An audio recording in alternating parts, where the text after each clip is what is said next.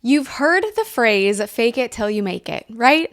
Now, I don't know how much I agree with that statement for the majority of things it applies to, but what if I told you that when it comes to healing anxiety and chronic symptoms, that phrase actually holds some serious truth? Today, I'm going to share a powerful technique, one that's backed by science, by the way, that could seriously ignite your healing. And no, it's not about pretending you're better. It's about using intentional actions to rewire your brain and nervous system into actually feeling better. Stay with me because by the end of this video, you'll understand how this works and how to start applying it pronto. Sounds good. It's a brand new day. Wake up every morning and say, it's a brand new day. What's up, MVP? Kelly Burnett here. Welcome back to my channel where I help you self-heal chronic symptoms and anxiety through nervous system regulation. I respect your time, so let's go ahead and get straight into it, shall we? Let's talk about your brain for a second. I know I'm obsessed with the brain. It's my favorite. What can I say? When you're dealing with chronic symptoms, whether it's anxiety, fatigue, pain, your brain is often stuck in what I call a survival mode loop. It's constantly scanning for danger, and that creates a cascade of signals that keep you feeling unwell. But here's my favorite part, and you're probably already familiar with this if you're a part of the Kelly Burnett Health community. Your brain is incredibly moldable.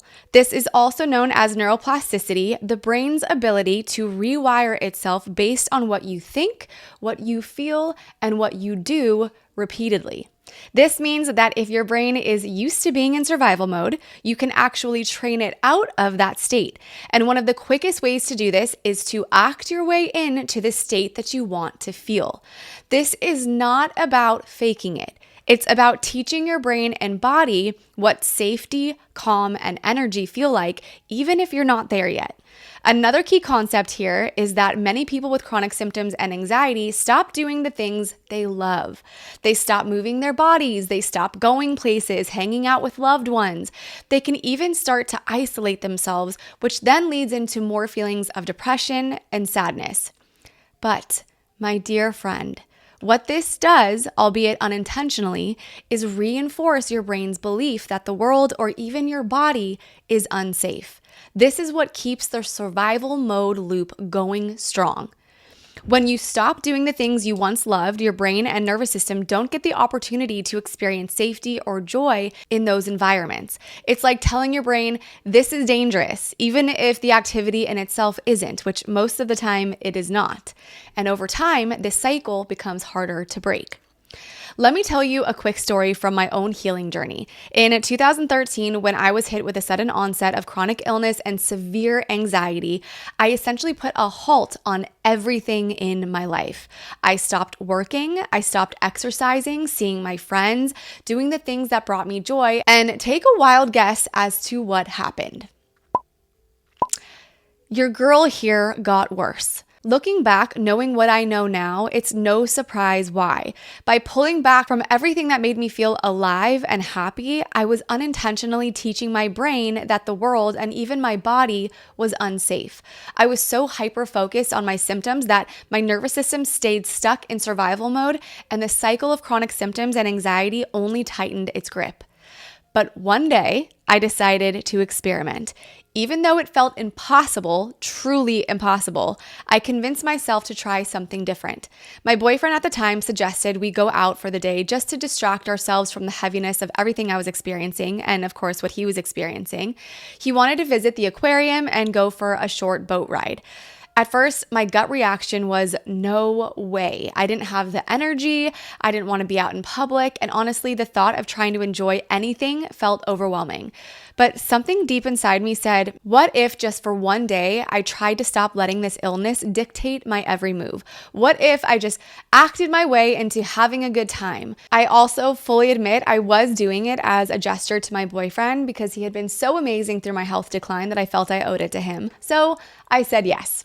It wasn't easy. Getting out of the house was a battle. My body ached. My anxiety was screaming at me to stay in bed, but I kept going.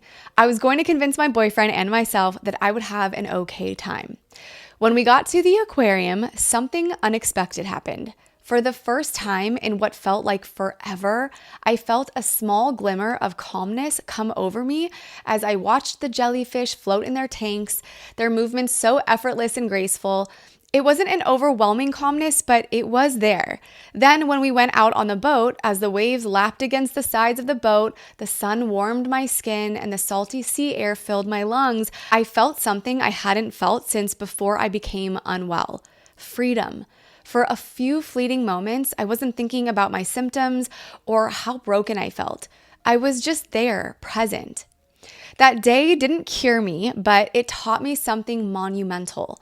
When we create moments of joy, curiosity, and connection, even when they feel impossible, our brains take notice and start relating to those situations, resulting in the lessening of symptoms. That boat ride and aquarium trip became the first step in showing my brain a new way of being. It wasn't about pretending I was okay. It was about teaching and reminding my nervous system what safety and calm felt like again. This is the power of acting your way into healing. Again, it's not about faking it until you make it. It's about giving your brain and body gentle nudges toward a state of safety and peace, even when it feels out of reach. So, how can you capitalize on what I'm telling you? By learning how to consistently show your brain and body these moments of safety and calm, even if it's through your imagination, like using brain retraining. How incredible is that? Here's why this works. Your brain doesn't know the difference between what is real and what is imagined. So even when you're acting as if you're already in a state that you want to feel, you're essentially sending signals to your brain that says, hey, this is safe, this is normal. And when your brain starts associating these actions with safety, it begins to create new neural pathways that support healing. This isn't just positive thinking, it's embodied action. Speaking of action, let's get practical. How can you start applying acting your way into healing today? Here are 3 powerful action steps. The first is to recreate a joyful experience through visualization. This is also known, like I was talking about before, brain retraining. Think of a place or activity that used to bring you happiness, or maybe even still does bring you happiness. Maybe it's a past vacation, even something like listening to your favorite music, or enjoying a hobby that you've left behind. Plan a time to visualize this activity in your mind and speak in the first person as if it's happening right there in the moment. Speak in the present tense and conjure up all of the feelings you felt when you experienced it the first time. The goal isn't perfection, it's simply to ignite those feel-good neural pathways that have gone dormant since the onset of illness and symptoms. Change your inner dialogue. Start paying attention to how you talk to yourself about your symptoms. Replace phrases like, I'll never get better, with empowering statements like, I am getting better, I am healing, or my body is so amazing and resilient. This shift helps reframe your brain's perception of your situation and paves the way for progress. And remember to not get down on yourself when negative thoughts arise. The key is to not let the negative thoughts have power and just to redirect them with new positive statements. Next is focus on small movements. If you've been avoiding physical activity, your loved ones, or doing the things that bring you joy, try gently introducing them again. Even if it's manageable movements like stretching, walking, or even swaying to music.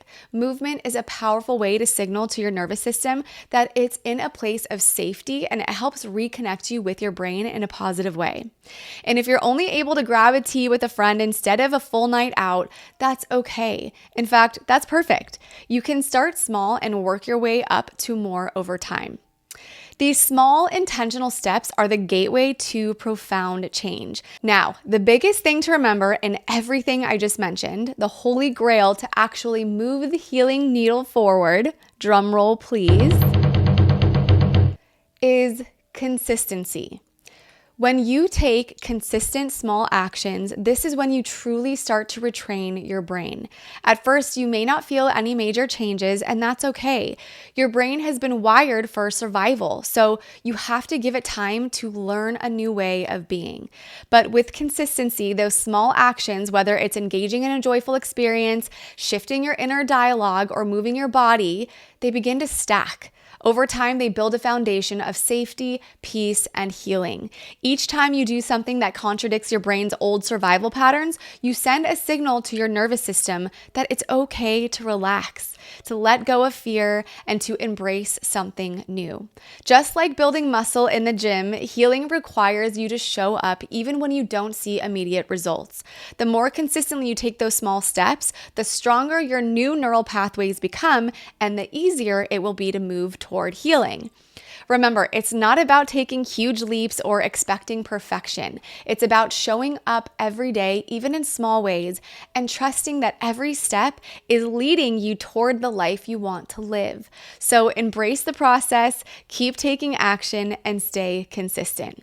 Now, if you're ready to dive deeper, you're officially in the business of not messing around anymore, you want to learn the exact blueprint for healing anxiety and chronic symptoms, I invite you to join my free masterclass, The Secret Loophole to Healing Chronic Symptoms and Anxiety for Good.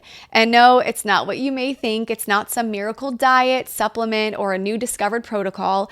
It is the ticket to loving your life again, getting back to your true essence, feeling free to do the things that bring you joy instead of being held back by your symptoms.